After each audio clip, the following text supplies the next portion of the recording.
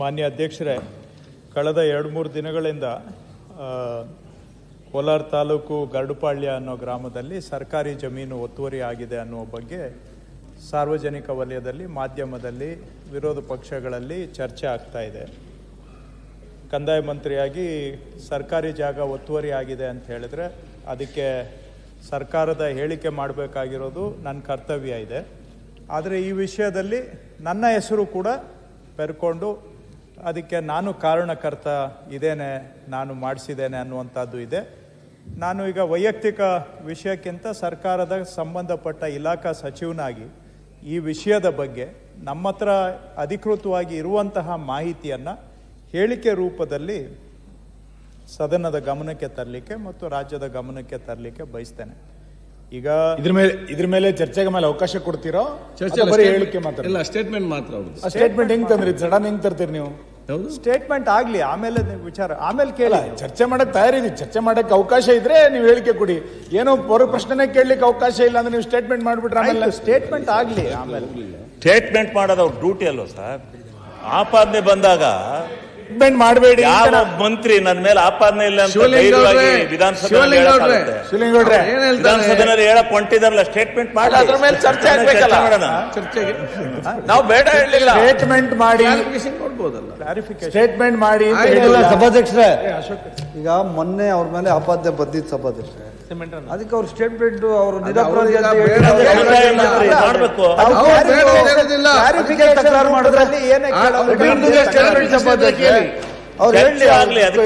ಅವ್ರಿಗೆ ಸುನೀಲ್ ಅಣ್ಣ ಅಧ್ಯಕ್ಷರೇ ಸ್ಟೇಟ್ಮೆಂಟ್ ಹೆಸರು ಇಲ್ಲ ನಾನು ಹೇಳ್ತಾ ಇರೋದು, ಅವ್ರ ಹೆಸರು ತಗೊಂಡ್ರಲ್ಲ ಅದಕ್ಕೆ ಅವ್ರು ಏನಿದೆ ಅವ್ರು ಹೇಳ್ತಾರೆ, ಅವ್ರದ್ದೇನು ಅದ್ರಲ್ಲಿ ಪಾತ್ರ ಇದೆಯೋ ಇಲ್ಲೋ ಅಂತ ಅವ್ರು ಹೇಳ್ತಾರೆ. ನೋಡೋಣ, let him to the statement. ನಾವು ಸ್ಟೇಟ್ಮೆಂಟ್ ಮಾಡಬೇಡಿ ಅಂತ ಹೇಳಿದೀವಿ. ಈಗ ಆಮೇಲೆ ಏನಾಗುತ್ತೆ ರೈಟ್. ಈಗ ಚರ್ಚೆಗೆ ಅವ್ರು ಕೂಡ ರೆಡಿ ಇದ್ರು. ಅದು ಇವತ್ತು ಟೈಮ್ ಸಂದರ್ಭದಲ್ಲಿ ಅವ್ರಿಗೆ ಸ್ಟೇಟ್ಮೆಂಟ್ ಮಾಡ್ತಾರೆ. ನಿಮ್ಗೆ ಅದೇನು ಕ್ಲಾರಿಫಿಕೇಶನ್ ಕೇಳಿ ಉತ್ತರ ಕೊಡ್ತಾರೆ. ಅಂತ ಮುಂದಕ್ಕೆ ಹೋಗ್ಬಿಟ್ರೆ ಕಷ್ಟ ಆಗುತ್ತೆ. ಕೇಳಿ ಏನಾದ್ರು ಇದ್ರೆ ತೊಂದರೆ. ಮಾನ್ಯ ಅಧ್ಯಕ್ಷರೇ, ಸಾರ್ವಜನಿಕ ಜೀವನದಲ್ಲಿ ನಾವು ಕೆಲಸ ಮಾಡುವಾಗ ನಮ್ಮ ಕೆಲಸ ಒಪ್ಪುವಂಥವರು ಇರ್ತಾರೆ, ನಮ್ಮ ಕೆಲಸ ಅಥವಾ ನಮ್ಮ ವ್ಯಕ್ತಿತ್ವವನ್ನು ವಿರೋಧ ಮಾಡುವಂಥವರು ಇರ್ತಾರೆ. ಇದು ಸಾರ್ವಜನಿಕ ಜೀವನದ ಅವಿಭಾಜ್ಯ ಅಂಗ. ಹಾಗೂ ಸ್ವಲ್ಪ ನಿಷ್ಠುರವಾಗಿ ಕೆಲಸ ಮಾಡುವಾಗ ಅದನ್ನು ಒಪ್ಪುವಂಥವರು ಇದ್ದಾರೆ, ಹಾಗೂ ನಿಷ್ಠುರವಾಗಿ ಕೆಲಸ ಮಾಡಿದ್ರಿಂದ ಬಾಧಿತರಾಗುವಂಥವರು ಇರ್ತಾರೆ. ಅವ್ರಿಗೂ ಸಹ ಬೇಕಾಗಿರುತ್ತೆ ಏನಾದರೂ ಒಂದು ಹುಡುಕ್ಬೇಕು, ಮಾಡಬೇಕು ಅಂತ. ಸೊ ಅವರು ಕೆಲಸ ಅವ್ರು ಮಾಡ್ತಾರೆ. ಆದರೆ ಅದರಿಂದ ನಾವು ವಿಚಲಿತರಾಗ್ಲಿಕ್ಕೆ ಆಗೋದಿಲ್ಲ, ಯಾಕಂದರೆ ಅದು ಜೀವನದ ಪ್ರಪಂಚದ ನಿಯಮ. ಅದು ನಮ್ಮಿಂದ ಬಾಧಿತರಾದಾಗ ಅವ್ರು ಹೇಳಿದ ಕೆಲಸ ನಾವು ಮಾಡಲಿಲ್ಲ ಅಂತ ಹೇಳಿದರೆ ಅದನ್ನು ಬೇರೆ ರೂಪದಲ್ಲಿ ನಮ್ಮ ಮೇಲೆ ಈ ರೀತಿ ಮಾಡುವಂಥದ್ದು ಇದೆಲ್ಲ ಇರುತ್ತೆ. ಅದೆಲ್ಲ ಒಂದು ಕಡೆ. ಮತ್ತೊಂದು ಕಡೆ ಏನಂದರೆ ನಮ್ಮ ಹಿತೈಷಿಗಳಿಗೂ ಕೂಡ ಎಲ್ಲೋ ಒಂದು ಕಡೆ ಅನುಮಾನ ಸೃಷ್ಟಿಯಾಗುವಂಥದ್ದು, ಏನಿದು ಅಂತ ಗೊಂದಲ ಸೃಷ್ಟಿಯಾಗುವಂಥದ್ದು ಕೂಡ ಇಂಥ ಸಂದರ್ಭಗಳಲ್ಲಿ ಆಗುತ್ತೆ. ಯಾಕಂದರೆ ಕೆಲವರು ನಮ್ಮ ಮೇಲೆ ನಂಬಿಕೆ ಇಟ್ಟಿರೋರು ಇರ್ತಾರೆ, ವಿಶ್ವಾಸ ಇಟ್ಟಿರೋರು ಇರ್ತಾರೆ. ಅವರ ಮನಸ್ಸಿನಲ್ಲೂ ಎಲ್ಲೋ ಒಂದು ಕಡೆ ಏನಿದು ಅಂತ ಪ್ರಶ್ನೆ ಉದ್ಭವಿಸುವಂಥ ಸನ್ನಿವೇಶನೂ ಕೂಡ ಇದೆಲ್ಲ ಆಗುತ್ತೆ. ಹಾಗಾಗಿ ನಾವು ಆಯ್ದ ವಿಷಯಗಳನ್ನು ಎತ್ಕೊಂಡು ಅದನ್ನೇ ಸಂಪೂರ್ಣ ಸತ್ಯ ಅಂತ ಪ್ರತಿಬಿಂಬಿಸುವಂಥ ಸಂದರ್ಭದಲ್ಲಿ ಅದರ ಸುತ್ತಮುತ್ತ ಏನು ನೈಜತೆ ಅನ್ನುವಂಥದ್ದು ಕೂಡ ತಿಳಿದುಕೊಂಡ್ರಾಗ, ಓವರಾಲ್ ಕಾಂಟೆಕ್ಸ್ಟಲ್ಲಿ ನೋಡಿದಾಗ ಕೆಲವು ವಿಷಯ ಇನ್ನಷ್ಟು ಸ್ಪಷ್ಟ ಆಗುತ್ತೆ. ಮಾನ್ಯ ಅಧ್ಯಕ್ಷರೇ, ಈ ಗರಡುಪಾಳ್ಯ ಅನ್ನುವಂಥ ಗ್ರಾಮ ಇದು ಮೈಸೂರು ಮಹಾರಾಜರ ಮನೆತನಕ್ಕೆ ಸೇರಿದಂತಹ ಗ್ರಾಮ. ಇದು 1923ನೇ ಇಸ್ವಿಯಲ್ಲಿ ಮಹಾರಾಜರು ಪಡ್ಕೊಂಡಂತ, ಅವರು ಬಹುಶಃ ಖರೀದಿ ಮಾಡಿ ತಗೊಂಡ್ರು ಅಂತ ಕಾಣುತ್ತೆ. ಅಲ್ಲಿ ಒಂದು ಅಗ್ರಿಕಲ್ಚರಲ್ ಟ್ರೈನಿಂಗ್ ಇನ್ಸ್ಟಿಟ್ಯೂಟ್ ನಡೆಸ್ತಾ ಇದ್ರು ಆ ಕಾಲದಲ್ಲಿ, 1923ರ ನಂತರ. ಆವಾಗ ಆ ಭಾಗದಲ್ಲಿ ಈ ರಾಸಾಯನಿಕ ಗೊಬ್ಬರ ಹೊರದೇಶದಿಂದ ಆಮದು ಮಾಡಿ ಇಲ್ಲಿ ರೈತರಿಗೆ ಪರಿಚಯ ಮಾಡಿಕೊಡುವಂಥದ್ದು ಮತ್ತು ಆಧುನಿಕ ಉಪಕರಣಗಳನ್ನು ರೈತರಿಗೆ ಪರಿಚಯ ಮಾಡಿಕೊಡ್ತಕ್ಕಂಥ ಆಗಿನ ಕಾಲಕ್ಕೆ ಒಂದು ರೀತಿ ಅಗ್ರಿಕಲ್ಚರಲ್ ಟ್ರೈನಿಂಗ್ ಇನ್ಸ್ಟಿಟ್ಯೂಟ್ ಥರ ಇತ್ತು ಇದು. ಅದು ಮಹಾರಾಜರು ಏನೋ ಕಾರಣಕ್ಕೆ ಮಹಾರಾಜರೇ 1953ನೇ ಇಸ್ವಿಯಲ್ಲಿ 1953ನೇ ಇಸ್ವಿಯಲ್ಲಿ ಇದನ್ನು ನಮ್ಮ ತಾತ ಅಂದರೆ ಚೌಡೇಗೌಡ ಅಂತ ನಮ್ಮ ತಾತ ಅವರಿಗೆ ಲೀಸ್ಗೆ ಕೊಡ್ತಾರೆ. 10 ವರ್ಷದ ಅವಧಿಗೆ ಲೀಸ್ಗೆ ಕೊಟ್ಟಿದ್ದಾರೆ 1953ನೇ ಇಸ್ವಿಯಲ್ಲಿ. 1953ರಿಂದ ಇಲ್ಲಿವರೆಗೆ ನಾವು ಆ ಜಮೀನಿನಲ್ಲಿ ವ್ಯವಸಾಯ ಮಾಡ್ಕೊಂಡಿದ್ದೇವೆ. ಇವತ್ತಿಗೂ ವ್ಯವಸಾಯ ಮಾಡ್ತಾ ಇದ್ದೇವೆ ಈ ಜಮೀನಿನಲ್ಲಿ. 1953ರಲ್ಲಿ ಮಹಾರಾಜರು ಲೀಸ್ಗೆ ಕೊಟ್ಟಿದ್ದು 10 ವರ್ಷದ ಅವಧಿಗೆ. ಇದೊಂದು ಮಹಾರಾಜರ ಅಂದರೆ ಆ ಕಾಲಕ್ಕೆ ಶ್ರೀಕಂಠದತ್ತ ನರಸಿಂಹರಾಜ ಒಡೆಯರ್ ಅವರ ಟ್ರಸ್ಟ್ಗೆ ಸೇರಿದಂಥ ಜಮೀನಿದು. ಶ್ರೀಕಂಠದತ್ತ ನರಸಿಂಹರಾಜ ಒಡೆಯರ್ ಟ್ರಸ್ಟ್ ಜಮೀನು. ಅವರ ಪರವಾಗಿ ಅಂದಿನ ರಾಜರ ಸೆಕ್ರೆಟರಿ ಒಬ್ಬರು ನಾರಾಯಣ ಸ್ವಾಮಿ ಅಂತ IAS officer, ICS IAS officer, ಅವರು ಇದನ್ನೆಲ್ಲ ವ್ಯವಹಾರ ನೋಡ್ಕೊಳ್ತಾ ಇದ್ರು. ಅವರ ಪ್ರೈವೇಟ್ ಸೆಕ್ರೆಟರಿ ಅವರು ಇದನ್ನು ಲೀಸ್ಗೆ ನಮ್ಮ ತಾತಾಗೆ ಕೊಟ್ಟಿದ್ದಾರೆ. ನಮ್ಮ ತಾತ ಹುಟ್ಟಿದ ಊರು ಈ ಗರಡುಪಾಳ್ಯದಿಂದ ಒಂದು ಅರ್ಧ ಕಿಲೋಮೀಟರ್ ದೂರದಲ್ಲಿದೆ, ಚೌಡದೇನಹಳ್ಳಿ ಅಂತ. ಅದಕ್ಕೆ ಹೊಂದ್ಕೊಂಡಿದ್ದರಿಂದ ನಮ್ಮ ತಾತ ಅವರು ಇದನ್ನು ನಮ್ಮ ಊರಿಗೆ, ನನ್ನ ಜಮೀನಿಗೆ ಹೊಂದ್ಕೊಂಡಿರೋ ಜಮೀನು ಅಂತೇಳಿ ರಾಜರಿಂದ ಲೀಸ್ಗೆ ತಗೊಂಡಿದ್ದಾರೆ 10 ವರ್ಷದ ಅವಧಿಗೆ. ಲೀಸ್ಗೆ ಕೊಟ್ಟರು. ಆಮೇಲೆ ರಾಜರದು ಏನು ಪರಿಸ್ಥಿತಿ ಆಯಿತೋ ಗೊತ್ತಿಲ್ಲ, ಇದನ್ನು ಮಾರಾಟಕ್ಕೆ ಇಟ್ಟರು. ಲೀಸ್ ಅವಧಿ ಮುಗಿಯೋದಕ್ಕೆ ಮೊದಲೇ ರಾಜಮನೆತನದವರು ಇದನ್ನು ಮಾರಾಟಕ್ಕೆ ಇಟ್ಟರು. ಮಾರಾಟದಲ್ಲಿ ನಮ್ಮ ತಾತನವರು ಸಮಯಕ್ಕೆ ದುಡ್ಡು ಕಟ್ಟಕ್ಕಾಗಲಿಲ್ಲ. ಹಬೀಬುಲ್ಲಾ ಖಾನ್ ಅನ್ನೋರಿಗೆ ಮಹಾರಾಜರು ಮಾರಾಟ ಮಾಡಿದರು. 1959ನೇ ಇಸ್ವಿಯಲ್ಲಿ ಮಾರಾಟ ಮಾಡಿದರು.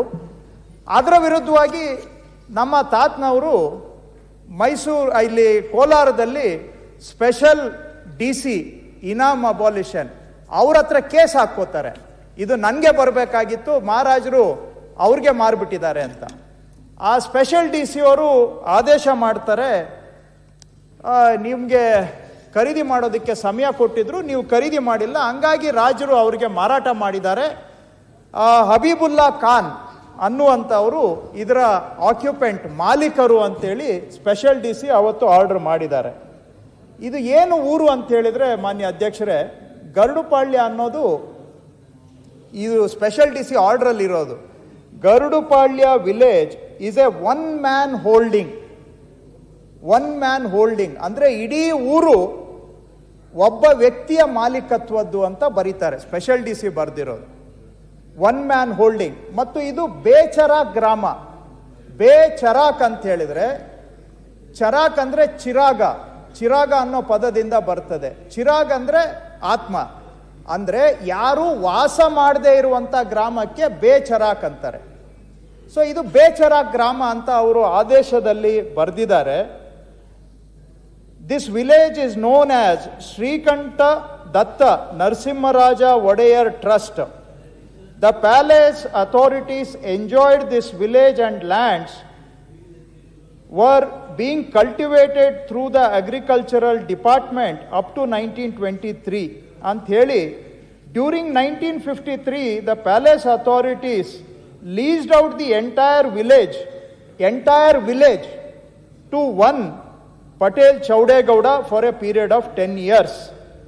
ಅಂತ ಹೇಳ್ತಾರೆ. ಅದಾದ್ಮೇಲೆ ಹಬೀಬುಲ್ಲಾ ಖಾನ್ ಅವ್ರಿಗೆ ಸೇಲ್ ಡೀಡ್ ನಂಬರ್ 4016/5859 ಪ್ರಕಾರ 17/1/1959ರಲ್ಲಿ for a sum of 47,601 rupees ಇದು ಮಾರಾಟ ಆಗಿದೆ. ಆ ಕಾಲದಲ್ಲಿ ಮಾರಾಟ ಆಗಿರೋದನ್ನ ಕೊನೆಗೆ I hereby register Shri CM Habibullah Khan as an occupant of the entire village ಅಂತ ಕರೀತಾರೆ. ಆಮೇಲೆ ಹಬೀಬುಲ್ಲಾ ಖಾನ್ ಅವರು ಪರವಾಗಿ ಕೋಲಾರ ಸ್ಪೆಷಲ್ DC ಅಲ್ಲಿ ಆರ್ಡರ್ ಆಗುತ್ತೆ. ಇದನ್ನ ಚಾಲೆಂಜ್ ಮಾಡಿ ಚೌಡೇಗೌಡರು ಮೈಸೂರು ಅಪಿಲೇಟ್ ಟ್ರಿಬ್ಯುನಲ್ ಅಲ್ಲಿ ಕೇಸ್ ಹಾಕ್ತಾರೆ. ಇದನ್ನ ಚಾಲೆಂಜ್ ಮಾಡಿ ಮೈಸೂರು ಅಪಿಲೇಟ್ ಟ್ರಿಬ್ಯುನಲ್ ಅಲ್ಲಿ ಕೇಸ್ ಹಾಕಿ ಅಲ್ಲಿ ಆ ಮೈಸೂರು ಅಪಿಲೇಟ್ ಟ್ರಿಬ್ಯುನಲ್ ಅಲ್ಲಿ agreed with this order, Sri Chaudegowda preferred appeal before Mysore Revenue Tribunal in appeal number 915/62IA on 7/1/1963. Both Chaudegowda and C.H. Abibullah Khan filed a compromise petition before the Mysore Revenue Appellate Tribunal, and accordingly the Mysore Revenue Appellate Tribunal passed orders on 7/1/1965 dismissing the appeal on terms of compromise. ಅಂದ್ರೆ ಚೌಡೇಗೌಡರು ಅಬೀಬುಲ್ಲಾ ಖಾನ್ ಅವರು compromise ಆಗಿ ಅಲ್ಲಿಂದ ಇದು ಚೌಡೇಗೌಡರಿಗೆ ಬರುತ್ತೆ. As A compromise in Mysuru appellate tribunal ಅಲ್ಲಿ compromise ಆಗಿ ಮಾಲೀಕತ್ವ ಪಟೇಲ್ ಚೌಡೇಗೌಡರಿಗೆ ಬರುತ್ತೆ. ಅಂಡ್ ಪಟೇಲ್ ಚೌಡೇಗೌಡರು ನಮ್ಮ ತಾತ ಅವರು. ಆಮೇಲೆ ಅದು ಏನು ಸೇಲ್ ಡೀಡ್ ಆಗಿದೆ ಅಂತಾನು ನಾವು ತೆಗೆದು ನೋಡಿದ್ವಿ. ಸೇಲ್ ಡೀಡಲ್ಲಿ ಕೊಡ್ತೇವೆ, ಎಲ್ಲ ಡಾಕ್ಯುಮೆಂಟ್ ಕೊಡ್ತೇನೆ. ಈ ಸದನದಲ್ಲಿ ಓದಿದ ಮೇಲೆ ಟೇಬಲ್ಲು ಮಾಡ್ತೇನೆ.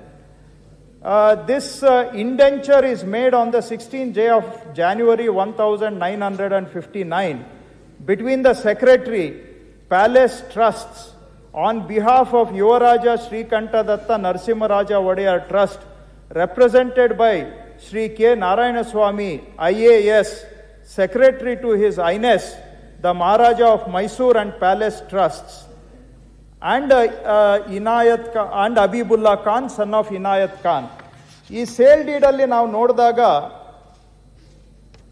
ಅವರು ಸ್ಪಷ್ಟವಾಗಿ ಬರೀತಾರೆ,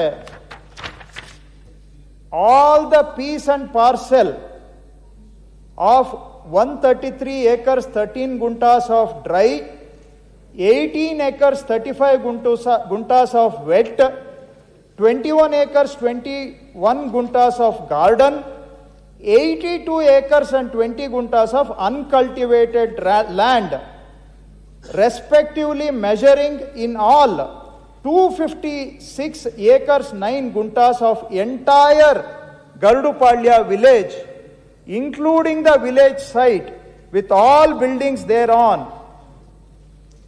ಅವುಗಳು ಕ್ರಯ ಆಗಿರುವಂತಹದ್ದು. ಇದು ಸೇಲ್ ಡೀಡ್ನ ಕಾಪಿ. ಅರ್ಥ ಏನು ಅಂದ್ರೆ, ಈ ಊರ್ನ ಸಂಪೂರ್ಣ ಎಲ್ಲ ಸರ್ವೆ ನಂಬರ್ 256 ಎಕರೆನೂ ಕೂಡ ಮಹಾರಾಜರು sale ಮಾಡಿರುವಂತಹದ್ದು.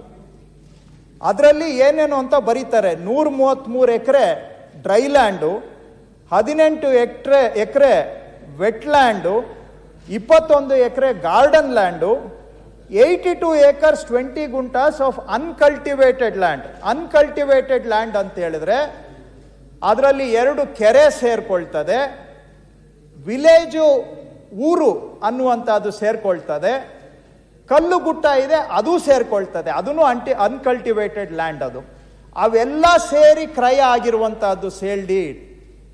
All the lands amounting to 256 acres ಮಹಾರಾಜರು ಇದು ಮಾರಾಟ ಮಾಡಿರುವಂತಹದ್ದು ಅಲ್ಲಿಂದ ನಮಗೆ ಬಂದಿದೆ. ಮಾನ್ಯ ಅಧ್ಯಕ್ಷರೇ, ಮೈಸೂರು ಮಹಾರಾಜರು ಮಾರಿರುವಂತಹ ಜಮೀನು ಇದು. ಅಲ್ಲಿ ಸೇಲ್ ಡೀಡಲ್ಲಿ ಕ್ಲಿಯರ್ ಆಗಿದೆ, all lands, dry land, wet land, garden land plus uncultivated land ಇಷ್ಟೂ ಸೇರಿ ನಮಗೆ ಕ್ರಯ ಆಗಿರ್ತಕ್ಕಂಥದ್ದು ಅನ್ನೋದನ್ನ ನಾನು ತಮ್ಮ ಗಮನಕ್ಕೆ ತರ್ತಾ ಇದ್ದೇನೆ. ಈಗ ಆರೋಪ ಮಾಡಿದ್ದಾರೆ ಇದು ಏನು ಕೆರೆ ಜಾಗ ಒತ್ತುವರಿ ಮಾಡಿದ್ದಾರೆ ಅಂತ. ಮಾನ್ಯ ಅಧ್ಯಕ್ಷರೇ, ಈ ನಮ್ಮ ಊರಿನಲ್ಲಿ ಈ 256 ಎಕರೆಯಲ್ಲಿ 2 ಕೆರೆಗಳು ಇದ್ದಾವೆ. 2 ಕೆರೆ ಇದೆ. ಗ್ರಾಮ ನಕಾಶೆ ನೋಡಿದ್ರೂ ಕೂಡ 2 ಕೆರೆ ಇದೆ. ಒಂದು ದೊಡ್ಡ ಕೆರೆ ಇದೆ, ಒಂದು ಚಿಕ್ಕ ಕೆರೆ ಇದೆ. ಇದೊಂದು 20-25 ಎಕರೆ ಇರಬೇಕು, ಇದೊಂದು 12 ಎಕರೆ ಇರಬೇಕು. ನೀವು ಈಗಲೂ ಕೂಡ ಗೂಗಲ್ ಮ್ಯಾಪ್ ತೆಗೆದು ನೋಡ್ಬೋದು, 2 ಕೆರೆ ಅಸ್ತಿತ್ವದಲ್ಲಿದ್ದಾವೆ. 2 ಕೆರೆ ಅಸ್ತಿತ್ವದಲ್ಲಿದ್ದಾವೆ. ಯಾರು ಬೇಕಾದರೂ ಮೆಷರ್ ಮಾಡ್ಬೋದು, ಈ ಕೆರೆಯಲ್ಲಿ 1 ಇಂಚು ಏನಾದರೂ ಒತ್ತುವರಿ ಮಾಡಿದ್ದೀವೋ ಆಗಿದೆಯಾ ಅಂತ ಯಾರು ಬೇಕಾದರೂ ಮೆಷರ್ ಮಾಡ್ಬೋದು. ಕಾಲುವೆಗಳಿದ್ದಾವೆ, ಕಾಲುವೆಗಳು ಒತ್ತುವರಿ ಆಗಿದೆಯಾ ಅಂತ ಯಾರು ಬೇಕಾದರೂ ಬಂದು ಮೆಷರ್ ಮಾಡ್ಬೋದು. ನಾನು ಇನ್ಫ್ಯಾಕ್ಟ್ ಇನ್ವೈಟ್ ಮಾಡ್ತೇನೆ ಮಾನ್ಯ ಸಭಾಧ್ಯಕ್ಷರು ದೊಡ್ಡ ಮನಸ್ಸು ಮಾಡಿ ಅಪೋಸಿಷನ್ ಪಾರ್ಟಿಯವ್ರದ್ದು ಒಂದು ಟೀಮು ಮೀಡಿಯಾದವ್ರ ಜೊತೆಗೆ ಅಲ್ಲಿ ವಿಸಿಟ್ ಮಾಡಿಸ್ಲಿಕ್ಕೆ ತಾವು ಅರೇಂಜ್ ಮಾಡಿದರೆ ನಾನು ಸ್ಥಳೀಯ ಕಂದಾಯ ಅಧಿಕಾರಿಗಳಿಗೆ ಹೇಳಿ ಅವ್ರನ್ನ ಜೊತೆಗೆ ಹೋಗಿ ಪ್ರತಿಯೊಂದು ಇಂಚು ಕೂಡ ದಾಖಲೆಗಳನ್ನು ತೆಗೆಸಿ ಇನ್ಸ್ಪೆಕ್ಷನ್ ಮಾಡೋದಕ್ಕೆ ನಾನು ಸ್ವಾಗತ ಮಾಡ್ತೇನೆ. I have no hesitancy. ಬಂದು ಯಾರು ಬೇಕೋ ತಾವು ಬಂದು ಇನ್ಸ್ಪೆಕ್ಷನ್ ಮಾಡಿ. ಕೆರೆಯಲ್ಲಿ ಏನಾದರೂ 1 ಇಂಚು ಯಾವುದಾದ್ರೂ ಕಮ್ಮಿ ಆಗಿದೆಯಾ ಜಾಸ್ತಿ ಆಗಿದೆಯಾ ಅನ್ನುವಂಥದ್ದನ್ನು ಮಾಧ್ಯಮದವರು ಕೂಡ ಬಂದು ನೋಡಲಿ, ಯಾಕಂದರೆ ಅವ್ರಿಗೂ ಇದ್ರ ಬಗ್ಗೆ ಭಾಳ ಆಸಕ್ತಿ ಇದೆ. ಇನ್ನು ಈಗ ಬರುವಂಥ ಆರೋಪ ಮಾಡಿರುವಂಥದ್ದು ಕೆರೆ ಒತ್ತುವರಿ ಮಾಡಿದ್ದಾರೆ ಅಂತ. ಒಂದು ಸರ್ವೆ ನಂಬರು 46, 47 ಅಂತ ಕಾಣುತ್ತೆ. ಇದ್ರದ್ದು ಏನು ಅಂತ ತೆಗೆಸಿ ನೋಡಿದೆ.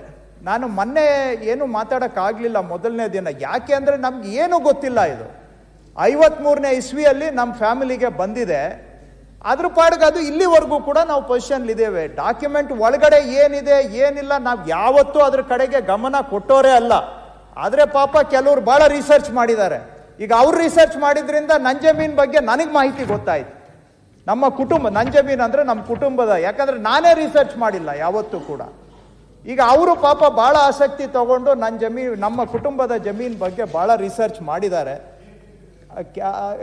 ಕೇರ್ ಟೇಕರ್ ಅಲ್ಲ ಇರ್ತದಲ್ಲ, ಅಫೆಕ್ಟೆಡ್ ಪಾರ್ಟೀಸು, ಸರ್ಕಾರದಲ್ಲಿ ಅಧಿಕಾರಿಗಳು ಕೆಲವರು ಅಫೆಕ್ಟೆಡ್ ಆಗಿರ್ತಾರೆ ಪಾಪ. ಕೆಲವರು ಎಲ್ಲರೂ ಅಲ್ಲ, ನಮ್ಮ ಇಲಾಖೆಯಲ್ಲಿ 80% ನಮ್ಮ ಜೊತೆಗಿದ್ದಾರೆ. ಆದರೆ ಬಾಧಿತರಾದವರು ಅಲ್ಲೂ ಇರ್ತಾರೆ, ಬಾಧಿತರಾದವರು ಇಲ್ಲೂ ಇರ್ತಾರೆ, ಎಲ್ಲ ಕಡೆನೂ ಇರ್ತಾರಲ್ಲ. ನಮ್ಮಿಂದ ನಿಷ್ಠೂರವಾಗಿದ್ದಾಗ ಬಾಧಿತರಾದಂಥವರು ಇರ್ತಾರೆ ಒಂದಷ್ಟು ಜನ. ಅವರು ಭಾಳ ಆಸಕ್ತಿ ತಗೊಂಡು ರಿಸರ್ಚ್ ಮಾಡಿದ್ದಾರೆ. ಆಮೇಲೆ ಅವ್ರು ರಿಸರ್ಚ್ ಮಾಡಿದ ಮೇಲೆ ನಾನು 2 ದಿನದಿಂದ ತೆಗೆಸ್ದೆ, ಏನ್ರಿ ಇದೆಲ್ಲ ಅಂತ, ನಮಗೆ ಗೊತ್ತಿಲ್ವಲ್ಲ ಇದು ಅಂತ. ಅಲ್ಲಿ ಏನಾಗಿದೆ, ಒಂದು 20 ಎಕರೆ ಅಷ್ಟು ಪ್ರದೇಶ ಕಲ್ಲುಗಳಿದೆ. ಕೆರೆ ಪಕ್ಕದಲ್ಲೇ ಇದೆ, ಕಲ್ಲುಗಳಿದೆ. ಆದರೆ ಕೆರೆಯ ಮೇಲ್ಮಟ್ಟ ಇದೆಯಲ್ಲ, top level of the lake, ಅದರಿಂದ ಸುಮಾರು 10-15 ಅಡಿ ಮೇಲೆ ಇದೆ. ಕೆರೆ ಪಕ್ಕದಲ್ಲಿದೆ, ಆದರೆ ಕೆರೆ ಮೇಲ್ಮಟ್ಟ, ಕೆರೆ ತಳಗಿಂದ ತಗೊಂಡ್ರೆ 30 ಅಡಿ ಮೇಲೆ ಇದೆ. ಅದು ಕಲ್ಲುಗುಟ್ಟ ಅಂತ ಬರೆದಿದ್ದಾರೆ. ಹಿಂದೆ ಸರ್ವೆ ರೆಕಾರ್ಡ್ಸ್ ಅಲ್ಲಿ ಕಲ್ಲುಗುಟ್ಟ ಅಂತ ಬರೆದಿದ್ದಾರೆ. ಕೆಲವು ವರ್ಷ ಮಾತ್ರ ಗೋಮಾಳ ಅಂತ ಬರೆದಿದ್ದಾರೆ. ಅದು 2000 ಇಸ್ವಿಯಲ್ಲಿ. ಇದೂ ಕೂಡ ಎಲ್ಲ ಪರ್ಚೇಸ್ ಲ್ಯಾಂಡೇ. Every inch is purchase land.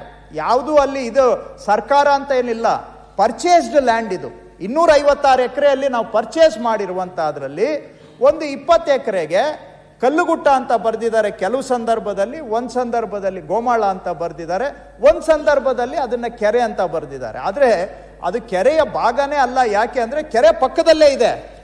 ಕೆರೆ ಇವತ್ತಿಗೂ ಇದೆ. ಈ ಕೆರೆ ಚಿಕ್ಕದು ಕೆರೆ, ಇವತ್ತಿಗೂ ಕೆರೆ ಇದೆ. ಅದ್ರ ಪಕ್ಕದಲ್ಲಿರುವಂಥ ಜಮೀನು. ಆದರೆ ಇದು ಕೆರೆಗಿಂತ 15 ಅಡಿ ಮೇಲೆ ಇದೆ. ತಾವು ಬಂದು ಇನ್ಸ್ಪೆಕ್ಷನ್ ಮಾಡಬಹುದು. ಅದು ಕಲ್ಲುಗುಟ್ಟ. ಅದು ಅದರನ್ನು ಎಲ್ಲೋ ಒಂದು ಸಂದರ್ಭದಲ್ಲಿ ಯಾವ ಕಾರಣಕ್ಕೆ ಬರೆದ್ರೋ ಗೊತ್ತಿಲ್ಲ, ಕೆರೆ ಅಂತ ಬರೆದಿದ್ದಾರೆ. ಬಟ್ ಕನ್ಸಿಸ್ಟೆಂಟ್ಲಿ ಕಲ್ಲುಗುಟ್ಟ ಅನ್ನುವಂಥದ್ದು ಕೆರೆ ಅಂತ ಇದೆ. ನೀವು ಈಗ ಪ್ರದೇಶ ಅದು ಕಲ್ಲುಗುಡ್ಡ ಇಲ್ಲ. ಬಂದ್ ನೋಡಿ. ನೀವೇ ಕೂತ್ಕೊಂಡಾಗ ಆನ್ಸರ್ ಕೆಲ್ಸರಿ ಏನ್ ಹೇಳ್ತೀರಿ? ರೆಕಾರ್ಡ್ ಪ್ರಕಾರ ನಾನು ಹೇಳ್ತಾ ಇರೋದು ಅಂತ ನೀವೇ ಹೇಳ್ತಿದ್ರಿ. ಈಗ ಅಲ್ಲಿ ಹೆಂಗಿದೆಯೋ ನಂಗೆ ಗೊತ್ತಿಲ್ಲ. ಈಗ ಅದು ಅರಣ್ಯ ಆಗಿರ್ಬೋದು, ಈಗ ಅದು ಗೋಮಾಳ ಆಗಿರ್ಬೋದು ಅಂತ ಬೇರೆ ಬೇರೆ ಸಂದರ್ಭ ಆನ್ಸರ್ ಮಾಡಿದಿರಿ. ಈಗ ರೆಕಾರ್ಡ್ಲಿ ಕೆರೆ ಅಂತಿದ್ಮೇಲೆ ಕೆರೆ ಅದು, ಈಗ ಅದು ಪ್ರದೇಶ ಹೆಂಗಾಗಿದೆ ಅನ್ನೋ ನಮಗೇನ್ ಗೊತ್ತಿದೆ? ರೆಕಾರ್ಡ್ಲಿಕ್ಕೆ ನಾವು ಮಾತಾಡೋದು ಸರ್ಕಾರಿ ದಾಖಲೆಗಳಲ್ಲೇ ಮಾತಾಡೋದು, ಬೇರೆ ದಾಖಲೆಗಳಲ್ಲಿ ಮಾತಾಡೋದಲ್ಲ. ನೀವು ಕೆರೆ ಅಂತಿದ್ಮೇಲೆ ಕೆರೆ ಅಷ್ಟೇ. ಅದು ಎಲ್ಲ ಕೆರೆಯಲ್ಲೂ ನೀರು ಇರಲೇಬೇಕು ಅಂತಿದ್ಯಾ? ಯಾವುದೋ ಒಂದು ಸಂದರ್ಭದಲ್ಲಿ ಆ ರೀತಿ ಬಂದಿದೆ, ಅದು ಬಂದಿಲ್ಲ. ಇಲ್ಲಿ ಅವ್ರು ಹೇಳುವಂತದ್ದು ಒಂದ್ ನಿಮಿಷ ಅವ್ರ ಅಜ್ಜಾರ ಕಾಲದ ತೋಡದ ಜಮೀನು ನಾನು ಹೋಗ್ಬಂದೇನಿ. ಅವ್ರ ತಂದೆಯವ್ರ ಜೊತೆ ಒಂದ್ಸಲ ಹೊಲಕ್ ಹೋಗಿದ್ದೆ. ಅವ್ರ ಕಾಂದಾನಿ ಮಂತಾನ ಅವತ್ ಖರೀದಿ ಮಾಡಿದ್ದು. ಇವತ್ತೇನೋ ಒಂದು ಒಳ್ಳೆ ಇದಕ್ಕೆ ಚಲೋ ಹಾಲಿಗೆ ಒಂದು ಹಳ್ಳು ಉಪ್ಪು ಕೂಡಿಸ್ಬೇಕನ್ನೋ ಅಂತ ಅಪಾದ ಮಾಡಿರ್ಬೋದು. ಅದೆಲ್ಲ ಸರಿ ಇದೆ. ಪೇಪರ್ಸ್ ನಾನು ಕೂಡ ಓದಿದೆ, ಮಾಧ್ಯಮದ ಮೂಲಕ ಕೂಡ ತಿಳ್ಕೊಂಡೇನಿ. ಇಂಥ ಒಳ್ಳೆ ಮನುಷ್ಯರಿಗೆ ಅಂತ ತರೋದಕ್ಕೆ ಸರ್ವೇ ಸಾಮಾನ್ಯ ಅದ್ರ ಬಗ್ಗೆ ಮಾತೇನೆ ಕೆಲ್ಸ್ಕೊಬೇಡ್ರಿ. ನಿಮ್ ಕೆಲಸ ನೀವು ಮಾಡಿ, ಏನಾಗಲ್ಲ. ಆಮೇಲೆ ಒಂದು ಪಕ್ಕದಲ್ಲಿ ಸ್ಮಶಾನ ಅಂತ 1 ಎಕರೆ, ಅದು ಯಾವುದು ಒಂದು ಪ್ರತಿ ಪುಸ್ತಕ ಅಂತ ಇರುತ್ತೆ. ಅದರಲ್ಲಿ ಒಂದು 64ನೇ ಇಸ್ವಿಯಲ್ಲಿ ಸ್ಮಶಾನ ಅಂತ ಬರೆದಿದ್ದಾರೆ, ಆಯ್ತಾ? ಆದರೆ ಅದು ಎಲ್ಲೂ RTCಯಲ್ಲೂ ಬಂದಿಲ್ಲ. ಇದು ಬೇಚರ ಗ್ರಾಮ. ಅಲ್ಲಿ ಯಾರು ವಾಸನೆ ಇಲ್ಲ, ಅದು ಏನಕ್ಕೆ ಆ ಥರ ಬರೆದ್ರು ಅದೂ ಕೂಡ ಗೊತ್ತಿಲ್ಲ. ಅದು ಒಂದು ಕಡೆ ಮಾತ್ರ ಇದೆ, ಎಲ್ಲ ದಾಖಲೆಗಳಲ್ಲಿ ಇಲ್ಲ, ಟಿಪ್ಪಣಿಯಲ್ಲೂ ಇಲ್ಲ, ಆಕಾರ ಬಂದಲ್ಲೂ ಇಲ್ಲ, ಪಾಣಿಯಲ್ಲೂ ಕೂಡ ಇಲ್ಲ ಅದು. ಸೊ ಈ ರೀತಿಯಾಗಿ ಯಾವುದೋ ಅದನ್ನು ಸೆಲೆಕ್ಟಿವ್ ಆಗಿ ಪಿಕ್ ಮಾಡಿಬಿಟ್ಟು ಅದನ್ನೇ ಸತ್ಯ ಅಂತ ಹೇಳುವಂಥ ಥರ ಪ್ರತಿಬಿಂಬಿಸ್ತಾರೆ ಸಭಾಧ್ಯಕ್ಷರೇ.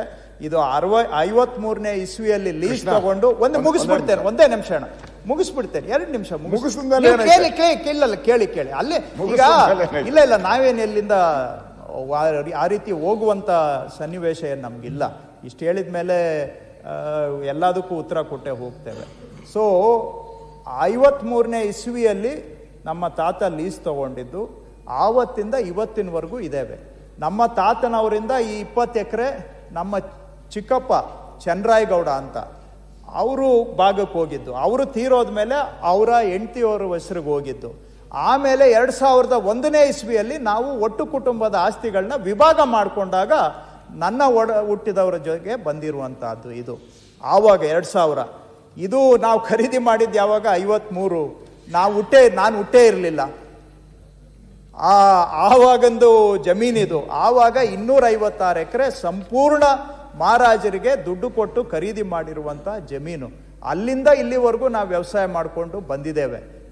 ಇವತ್ತು ವ್ಯವಸಾಯಕ್ಕೆ ಮೀಸಲಾಗಿರೋದು ಬಿಟ್ಟರೆ ಅಲ್ಲಿ ಬೇರೆ ಯಾವ ಚಟುವಟಿಕೆನೂ ಇಲ್ಲ. ಯಾರಾದರೂ ಬೇಕಾದರೂ ಬಂದು ನೋಡ್ಬೋದು. 1 ಇಂಚು ಏನಾದರೂ ನಾವು ಯಾವುದಾದ್ರೂ ಒತ್ತುವರಿ ಮಾಡಿದರೆ ಧಾರಾಳವಾಗಿ ನೀವು ಸರ್ಕಾರಕ್ಕೆ ಅದನ್ನು ನೀವೇ ಬಂದು ಸದನದ ವಿರೋಧ ಪಕ್ಷದವರೇ ಬಂದು ಇನ್ಸ್ಪೆಕ್ಷನ್ ಮಾಡಿ, ಇಲ್ಲ ಇದು ದಾಖಲೆಗಳನ್ನು ನೋಡಿ ಒತ್ತುವರಿ ಆಗಿದೆ ಅಂತ ಹೇಳಿದ್ರೆ ಧಾರಾಳವಾಗಿ ನಾವು ಸರ್ಕಾರಕ್ಕೆ ಬಿಟ್ಟುಕೊಡ್ತೇವೆ. ಬಂದು ವಿಚಾರ ಮಾಡಿ, ಅಲ್ಲಿ ನೀವೇ ಅಧಿಕಾರಿಗಳನ್ನು ಕರೆಸಿ ಸ್ಪಾಟ್ಗೆ ಬೇಕಾದರೆ ವಿಚಾರಣೆ ಮಾಡಲಿ. ಇದು 53ನೇ ಇಸ್ವಿಯಿಂದ ನಾವು ಕ್ರಯದ ಮುಖಾಂತರ ಪಡ್ಕೊಂಡು ನಮ್ಮ ತಾತನವರಿಂದ ನಮ್ಮ ಚಿಕ್ಕಪ್ಪನವರಿಂದ ಭಾಗ ಆದಮೇಲೆ ನಮ್ಮ ಭಾಗಕ್ಕೆ ಬಂದಿದೆ ಅಷ್ಟೇ. ಇದು ಆ ನಂತರ ಬಂದಿರುವಂತಹದ್ದು. 2024ರಲ್ಲಿ ಏನು ಖಾತೆ ಆಗಿದೆ ಅಂತ ಹೇಳ್ತಾರೆ. ನಮ್ದು ಭಾಗ ಆಗಿದ್ದು 2001ನೇ ಇಸ್ವಿಯಲ್ಲಿ. ಮಧ್ಯದಲ್ಲಿ ಏನಾಯ್ತು, ಆ ವಿಭಾಗದ ಮೇಲೆ ಸಿವಿಲ್ ಕೋರ್ಟ್ಗೆ ಡಿಸ್ಪ್ಯೂಟ್ ಹೋಯ್ತು. ಡಿಸ್ಪ್ಯೂಟ್ ಸೆಟ್ಲ್ ಆಗಿದ್ದು 2022ರಲ್ಲಿ ಸೆಟ್ಲ್ ಆಯಿತು. ಅದರ ಪ್ರಕಾರ ಆ ನಂತರ 2023-24ರಲ್ಲಿ ಖಾತೆ ಆಗಿದೆ. ಹಂಗಾಗಿ 24ರಲ್ಲಿ ಖಾತೆ ಆಗಿದೆ ಏನೋ ಮಾಡಿಬಿಟ್ರು. ಖಾತೆ ನಮಗೆ ಇದು ಆ ಕಾಲದಿಂದನೂ ಇರುವಂಥ ಜಮೀನು ಪಾರ್ಟಿಷನ್ ಮತ್ತೆ ಕೋರ್ಟಲ್ಲಿ ಚಾಲೆಂಜ್ ಆಗಿ ಅದು ಮತ್ತೆ ಅಮಿಕಬಲ್ ಆಗಿ ಸೆಟ್ಲ್ ಆಗಿ ಆ ನಂತರ 23-20 ಎಲ್ಲ ಸರ್ವೆ ನಂಬರ್ಗಳು 23-24ರಲ್ಲಿ ನಮ್ಮ ಹೆಸರಿಗೆ ಆಗಿರುವಂತಹದ್ದು. ಬರೀ ಇದೊಂದೇ ಅಲ್ಲ, ಎಲ್ಲ ಸರ್ವೆ ನಂಬರ್ಗಳು ಆ ಊರಿನಲ್ಲಿ ಇರುವಂತಹದ್ದು. ಸೊ ಈ ಊರಿನಲ್ಲಿ ವಿಶೇಷತೆ ಏನಂದ್ರೆ, ಇದೊಂದು ವಿಲೇಜ್, ಇದು ಕಂದಾಯ ಗ್ರಾಮ. ಇದು ಇನಾಮು ಒರಿಜಿನಲಿ ಜೋಡಿ ಇನಾಮು, it's a revenue village. But ವಿಶಿಷ್ಟತೆ ಏನಂದ್ರೆ, ಇದರಲ್ಲಿ ನಮ್ದು ಒಂದೇ ಕುಟುಂಬ, ಇನ್ಯಾವ ಊರು ಇಲ್ಲ. ಇಲ್ಲಿ ಈ ಊರಿನಲ್ಲಿ ಇನ್ನೊಬ್ಬರು ಇಲ್ಲ, ನಮ್ದು ಒಂದೇ ಫ್ಯಾಮಿಲಿ. ನೀವು ಬನ್ನಿ, ದಯವಿಟ್ಟು ಬಂದ್ ನೋಡಿ, ಸ್ನೇಹಿತರಾಗಾದ್ರೂ ಬಂದ್ ನೋಡಿ. ಇಲ್ಲ ಅಂತ ಹೇಳಿದ್ರೆ ವಿರೋಧ ಪಕ್ಷದವರಾಗಿನೂ ಬಂದ್ ನೋಡಿ.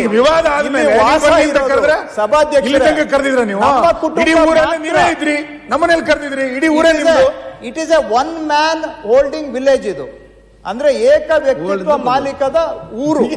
ಇಡೀ ಊರು 256 ಎಕರೆ ಮತ್ತು ವಿಲೇಜ್ ಊರು ಅಂತ ಏನಿದೆ, ವಿಲೇಜ್ ಪೋರ್ಷನ್, ಇದರಲ್ಲಿ ಒಂದೇ ಕುಟುಂಬನೇ, ನಮ್ಮ ಕುಟುಂಬ ಮಾತ್ರ ವಾಸ ಇರ್ತಕ್ಕಂಥದ್ದು. 53ನೇ ಇಸ್ವಿಯಿಂದ ಇದು ಸಂಪೂರ್ಣವಾಗಿ ನಮ್ಮಲ್ಲಿರ್ತಕ್ಕಂಥದ್ದು. ಹಾಗಾಗಿ ಸಭಾಧ್ಯಕ್ಷರೇ, ಬೇಕಾದ್ರೆ ನಾನು ಇದನ್ನ ಇನ್ನೂ ರಿಟರ್ನ್ ಸ್ಟೇಟ್ಮೆಂಟ್ ಅನ್ನು ಕೂಡ ಕಳಿಸ್ಕೊಡ್ತೇನೆ, ಟೇಬಲ್ ಮಾಡ್ತೇನೆ. ಮತ್ತು ಬೇಕಾದ್ರೆ ವಿರೋಧ ಪಕ್ಷದವರು, ಮಾಧ್ಯಮದವರು ಬೇಕಾದ್ರೆ ಬಂದು ಅಧಿಕಾರಿಗಳ ತಂಡವನ್ನು ಜೊತೆಗೆ ನಾನು ತಮಗೆ ರಿಕ್ವೆಸ್ಟ್ ಮಾಡ್ತೇನೆ, ಅವ್ರು ತಯಾರಿದ್ರೆ ತಮ್ಮ ಸೂಚನೆ ಮೇರೆಗೆ ಬಂದು ಇನ್ಸ್ಪೆಕ್ಷನ್ ಕೂಡ ಮಾಡಲಿ. ಏನಾದರೂ ತಪ್ಪಾಗಿದ್ರೆ ತಪ್ಪು ಮಾಡ್ಕೊಳ್ಳಿಕ್ಕೆ ನಾವಂತೂ ಸದಾ ಸಿದ್ಧರಿದ್ದೇವೆ. ಇದು ನನಗಂತೂ ಸಂಬಂಧನೇ ಇಲ್ಲ. ಯಾವುದೋ ನಮ್ಮ ಪೂರ್ವಜರ ಕಾಲದಲ್ಲಿ ಅವ್ರು ಖರೀದಿ ಮಾಡಿ ಬಂದಿರುವಂಥ ಜಮೀನುಗಳು, ಅದನ್ನ ತಗೊಂಡು ಬಂದು ಇವ್ರ ಮೇಲೆ ಏನೂ ಸಿಗಲಿಲ್ಲ, ಏನೋ ಒಂದಷ್ಟು ಇವರು ಏನು ನಮ್ಮ BJP ಸ್ನೇಹಿತರು ಮೊನ್ನೆ ಮೀಟಿಂಗ್ ಮಾಡಿ ಡಿಸೈಡ್ ಮಾಡಿದ್ದಾರೆ ಇವ್ರನ್ನ ಟಾರ್ಗೆಟ್ ಮಾಡಬೇಕು ಅಂತ. ಆ ಟೈಮ್ಗೆ ಯಾರೋ ನಮ್ಮ ಜೊತೆಯಲ್ಲಿ ಅಕ್ಕಪಕ್ಕ ಇರೋರು ಕೂಡ ಇದೆ ನೋಡ್ರಿ ನಿಮ್ಗೆ ಅಂತೇಳಿ ನಮ್ಮವರು ಅಲ್ಲಿ ಅವ್ರು ಮಾತಾಡ್ತಾ ಇದ್ರಂತೆ. ಏನಪ್ಪ ನಿಮ್ಮವರೇ ರೆಡಿ ಆಗ್ಬಿಟ್ಟಿದ್ದಾರೆ ಅಂತ ಕೆಲವರು ನಿಮ್ಮವರು ಹೇಳ್ತಾ ಇದ್ರಂತೆ. ಕೇಳ್ಪಡ್ತೆ ನಾನು ಕೂಡ ಕೆಲವು ಮಾಧ್ಯಮದವ್ರಿಗೂ ಫೋನ್ ಮಾಡಿ ಏನ್ರಿ ಇದ್ರ ಕಡೆ ಗಮನ ಕೊಟ್ಟಿದ್ದೀರಾ ಅಂತ ನೀವು ನಮ್ಮವರು ಕೆಲವು ಅಲ್ಲ, ಕೃಷ್ಣ ಬೈರೇಗೌಡ್ರೆ, ರಾಜಕೀಯದಲ್ಲಿ ಇದೆಲ್ಲ ನೀವು ಯಾಕೆ ಇಷ್ಟು ವಿಚಲಿತರಾಗ್ತಿದ್ದೀರಿ? ರಾಜಕೀಯದಲ್ಲಿ ಸ್ವಲ್ಪ ನಿಷ್ಠುರವಾಗಿ ನಾನು ಅದಕ್ಕೆ ಅದಕ್ಕೂ ಸರ್, ನಾವೆಲ್ಲ ತಯಾರಾಗಿರ್ಬೇಕು. ಕೃಷ್ಣ ಬೈರೇಗೌಡ್ರೆ, ಎಲ್ಲದಕ್ಕೂ ತಯಾರಿ. ನೀವು ಯಾಕೆ ಇಷ್ಟು ವಿಚಲಿತರಾಗ್ತಿದ್ದೀರಿ? ತಪ್ಪು ನಪ್ಪ ಆಗಿದ್ರೆ ಅದನ್ನ ಸದಾ ತಿದ್ಕೊಳ್ಳಿ. ಬಹಳ ಇಷ್ಟು ವಿಚಲಿತರಾಗ್ಬಿಟ್ಟಿದ್ದೀರಲ್ಲ, ಒಂದು ಆರೋಪ ಬಂದ ತಕ್ಷಣ ನಮಗೆ ನಂಬಿಕೆ ಇದೆ. ನೀವು ಈಗ ಆರಾಮಾಗಿ ನಡೆಸ್ತಾ ಇದ್ದೀರಿ ಸದನ. ನಾನು ವಿರೋಧ ನಿನ್ನೆ ಪಕ್ಷದ ಬಹಳ ನಾಯಕರಲ್ಲಿ ಅರ್ಜೆಂಟ್ ಕೇಳ್ತೇನೆ, ಈಗ ಆರಾಮಲ್ಲಿ ಇದ್ದೀರಿ, ಕೂತ್ಕೊಂಡು ಕೇಳ್ತಾ ಇದ್ದೀರಿ. ವಿಚಾರ ಮಾಡಿ ಏನಾದ್ರೂ ಹೇಳಿ ಅದನ್ನ ನಾವು ಸರಿಪಡಿಸ್ಕೊಳ್ತೇವೆ. ಇಷ್ಟು ವಿಚಲಿತರಾಗ್ಬಿಟ್ಟಿದ್ದೀರಿ. ಸನ್ಮಾನ್ಯ ಅಧ್ಯಕ್ಷರೇ, ಕೃಷ್ಣ ಬೈರೇಗೌಡರು ಈಗಾಗಲೇ ಮಾತಾಡಿದ್ದಾರೆ. ನಮಗೇನು ದಾಖಲೆಗಳು ಕೊಟ್ಟಿಲ್ಲ, ಅವ್ರ ದಾಖಲೆಗಳೆಲ್ಲ ಹೇಳಿದ್ದಾರೆ. ಅವ್ರಿಗೆ ಯಾಕೆ ಬಂತು ಅಂತ ಹೇಳಿದ್ದಾರೆ.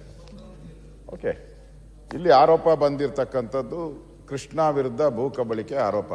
ನನಗೂ ಗೊತ್ತಿರಲಿಲ್ಲ. ನಾನು ಬೆಳಗ್ಗೆ ಎದ್ದು ಪ್ರಜಾವಾಣಿ ನೋಡಿದಾಗ ಫ್ರಂಟ್ ಪೇಜಲ್ಲಿ ಬಂದ್ಬಿಟ್ಟಿತ್ತು. ಅದರಲ್ಲಿ ಕ್ಲಿಯರ್ ಆಗಿ ನಮ್ಮ ತಮ್ಮೇಶ್ ಗೌಡ, ರವಿಕುಮಾರು ಈ ಥರದವರು ಆಪಾದನೆಯನ್ನು ಮಾಡಿದ್ದಾರೆ. ಈ ಕೃಷ್ಣ ಅವರು ಒಪ್ಕೊಂಡಿದ್ದಾರೆ. ಬರೀ ಅವರಲ್ಲ, ನಮ್ಮವರು ಸ್ವಲ್ಪ ಇದ್ದಾರೆ ಅಂತ ಅವ್ರಿಗೂ ಗೊತ್ತಿದೆ, ಎಲ್ಲರಿಗೂ ಗೊತ್ತಿದೆ ಯಾರಿದ್ದಾರೆ ಅಂತ. ಈ ಅಸೆಂಬ್ಲಿಯಲ್ಲೇ ನಾವು ನೋಡಿದ್ದೀರಿ, ಅಲ್ಲಿ ದಾಖಲೆ ಹುಡುಕಿದ್ದಾರೆ. ಇಲ್ಲಿ ನಮಗೆ ಭಾಳ ಇಂಪಾರ್ಟೆಂಟಾಗಿ ನಾವು ಕೇಳೋ ಅಂಥದ್ದು, ಇಲ್ಲಿ ಅವ್ರು ಹೇಳಿರೋ ಪ್ರಕಾರ ಇದು ಜೋಡಿ ಗ್ರಾಮ ಅಂತ ಒಂದು ಕಡೆ ಹೇಳಿದ್ದಾರೆ, ಇನ್ನೊಂದು ಕಡೆ ಇನಾಮ್ತಿಯಿಂದ ಬಂದಿದೆ ಅಂತ ಹೇಳ್ತಾರೆ, ಇನ್ನೊಂದು ಕಡೆ ಮೈಸೂರು ಮಹಾರಾಜರ ಒಂದು ಪ್ರಾಪರ್ಟಿಯಿಂದ ಇದಾಗಿದೆ ಅಂತ ಹೇಳಿದ್ದಾರೆ. 52ನೇ ಇಸ್ವಿಯಿಂದ ಇದು ಟ್ರಾನ್ಸಾಕ್ಷನ್ ಆಗಿದೆ. ಇದರಲ್ಲಿ ಆಪಾದನೆ ಬರ್ತಾ ಇರೋವಂಥದ್ದು ಒಂದು ಸರ್ವೆ ನಂಬರ್ 47, ಅದರಲ್ಲಿ ಇದು ಸ್ಮಶಾನ ಅಂತ ಇದೆ ಪಾಣಿನಲ್ಲಿ. ಸರ್ವೆ ನಂಬರ್ 47ರಲ್ಲಿ ಸ್ಮಶಾನ ಅಂತ ಇದೆ ಅಂತ ಆಪಾದನೆ ಬಂದಿದೆ. ಎರಡನೇದು ಸರ್ವೆ ನಂಬರ್ 46ರಲ್ಲಿ 26 ಎಕರೆ, ಅದರಲ್ಲಿ ಅದು ಕೆರೆ ಅಂತ ಬಂದಿರೋದು. ಎರಡು ಸರ್ವೆ ನಂಬರಲ್ಲಿ ಕೆರೆ ಮತ್ತು ಸರ್ಕಾರಿ ಸ್ಮಶಾನ ಅಂತೇಳಿ ಬಂದಿರೋವಂಥದ್ದು ಈಗ ಅವ್ರ ಮೇಲೆ ಆಪಾದನೆ ಬಂದಿರತಕ್ಕಂಥದ್ದು. ಯಾವಾಗ ರೆಗ್ಯುಲರ್ ಪಾಣಿ, ಕೈಯಲ್ಲಿ ಬರೆಯೋ ಪಾಣಿ ಇತ್ತಲ್ಲ, ಆವಾಗ ಇಲ್ಲಿ ತಿದ್ದುಪಡಿಯಾಗಿದೆ. ಕಂಪ್ಯೂಟರೈಸ್ ಪಾಣಿ ಆಗೋ ಸಂದರ್ಭದಲ್ಲಿ ಇದನ್ನು ರೆಗ್ಯುಲರೈಸ್ ಮಾಡ್ಕೊಂಡಿದ್ದಾರೆ. ಹಿಂದೆ ಇದು ಒಂದ್ಸರಿ ಕೆರೆ ಆಲ್ವೇಸ್ ಅದು ಕೆರೆ ಅಂತಾನೆ, ಒಂದ್ಸರಿ ಸ್ಮಶಾನ ಅದು ಆಲ್ವೇಸ್ ಸ್ಮಶಾನ ಅಂತ. ಇಲ್ಲಿ ಬಹಳ ಗೊಂದಲ ಕಾಣಿಸ್ತಾ ಇರೋವಂಥದ್ದು. ಇವಾಗ ಕೃಷ್ಣ ಬೈರೇಗೌಡ ಅವರು ಹೇಳ್ತಾ ಇರೋವಂಥದ್ದು, ಇಲ್ಲಿ ನಮ್ಮ ಹತ್ರ ಕೊಟ್ಟಿರೋವಂಥ ದಾಖಲೆಗಳನ್ನು ನೋಡಿದ್ರೆ ಒಂದಕ್ಕೊಂದು ಟ್ಯಾಲಿನೇ ಆಗ್ತಾ ಇಲ್ಲ. ಅದಕ್ಕೆ ಮೂಲತಃ ಏನಿದು, ಮೂಲತಃ ಇದು ಕೆರೆನ ಸ್ಮಶಾನನ ಬದಲಾವಣೆ ಆಗಿದ್ರೆ ಹೇಗೆ ಬದಲಾವಣೆ. ಮತ್ತೆ ಕೃಷ್ಣ ಅವರು ಹೇಳಿದ್ದಾರೆ ನಾನು ಚರ್ಚೆಗೆ ಸಿದ್ಧ ಅಂತ.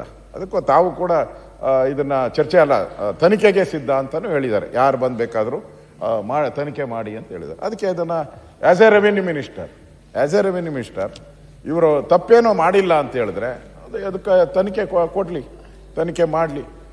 ಈಗ ಒಬ್ಬ ಜವಾಬ್ದಾರಿ ಇರುವಂತ ಸಚಿವರವರು, ಅದರಿಂದ ಒಂದು ಸಣ್ಣ ತನಿಖೆ ಮಾಡಿ ಕ್ಲೀನ್ ಆಗೋಗ್ತೈತೆ, ಕ್ಲೀನ್ ಚಿಟ್ ಬರುತ್ತೆ.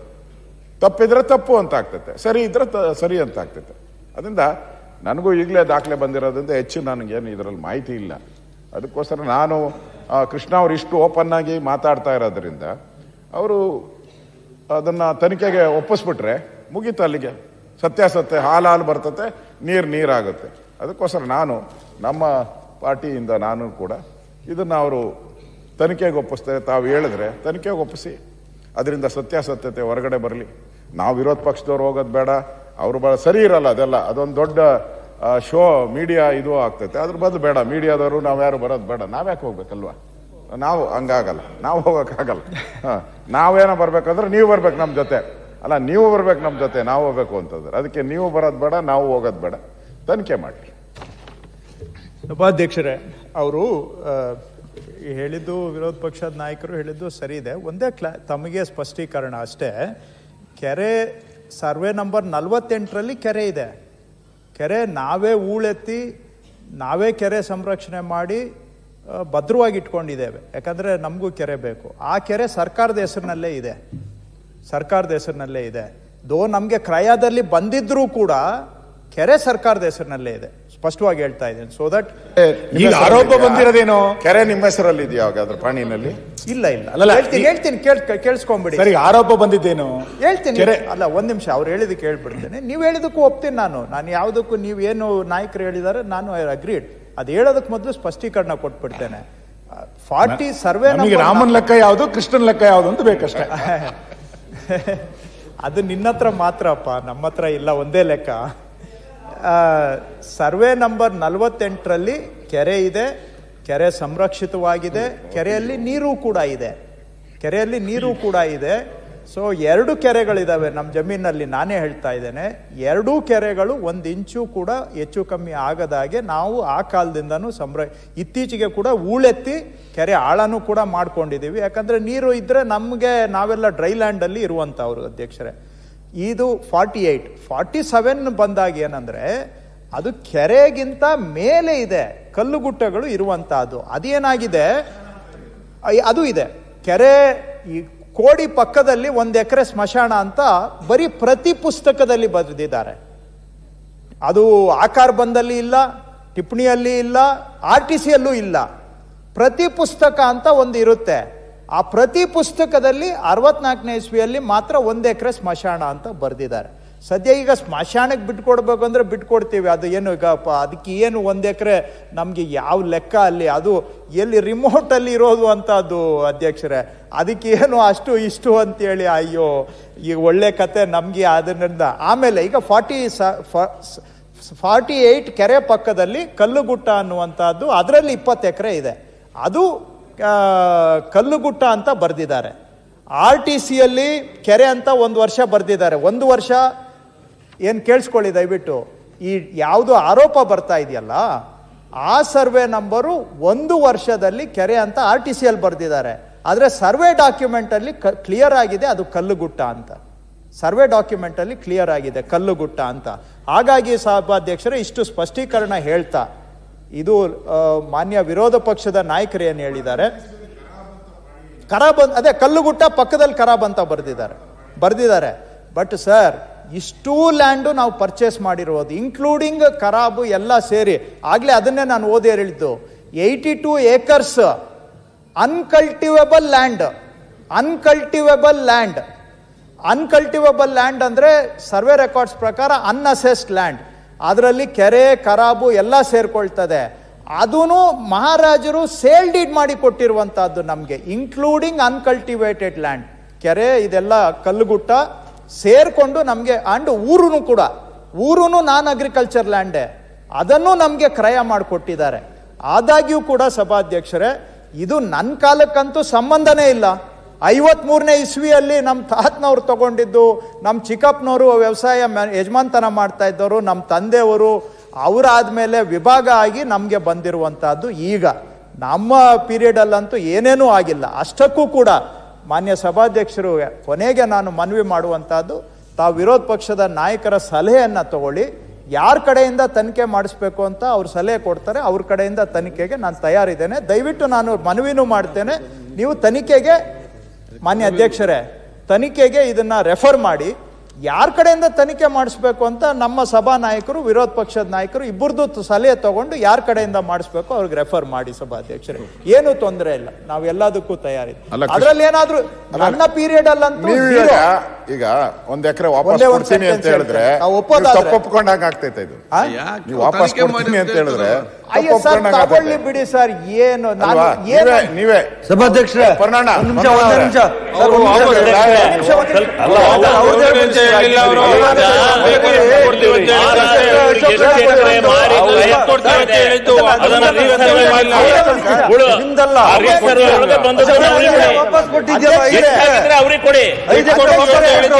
ಇವೆಲ್ಲ ಆಗಿರೋದು ಒಂದೇ ನಿಮಿಷ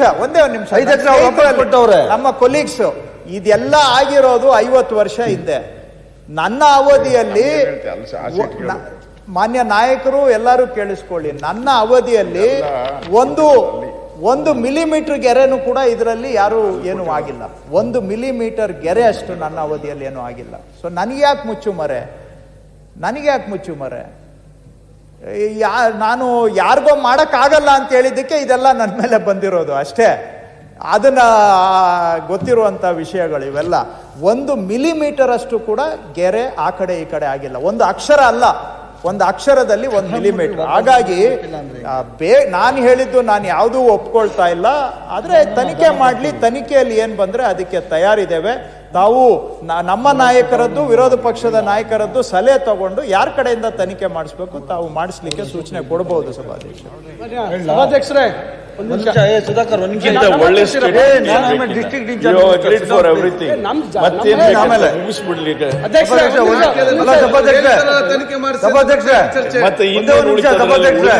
ಅಲ್ಲ ಸರ್, ತನಿಖೆ ಅಂದ್ರೆ ಯಾವ ಸ್ವರೂಪ ತನಿಖೆ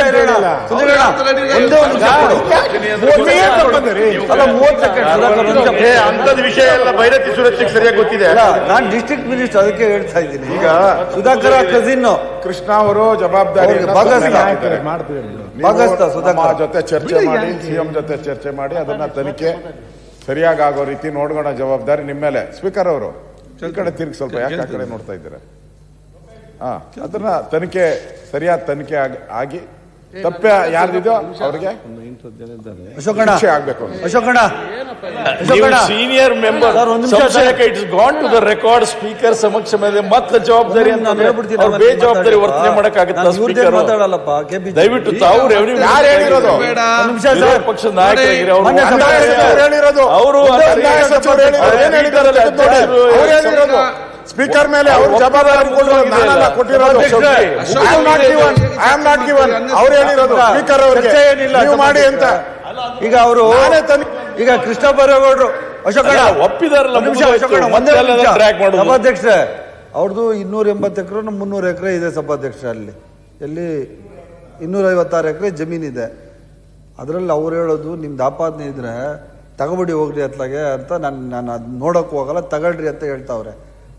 ಅಂದ್ರೆ ಲೆಕ್ಕ ಇಲ್ಲ. ಅವರು ಜಮೀನು ಒಬ್ರು ಮಿನಿಸ್ಟರ್ ಮಾತಾಡಿ ಅದನ್ನ ಕೂತ್ಕೊಂಡು ಕೇಳಿ ಹೇಳಕ್ಕ ಸಭಾಧ್ಯಕ್ಷರೇ. ಯಾಕೆ ಅಂದ್ರೆ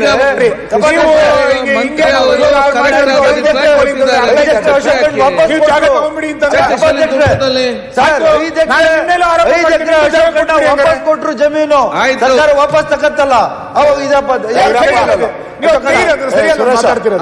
ಅಶೋಕಣ್ಣ ನೀನ್ ಕೊಟ್ಟಾಗ ಅದಲ್ಲ ನಾನು ಹೇಳ್ತಾ ಇರೋದು.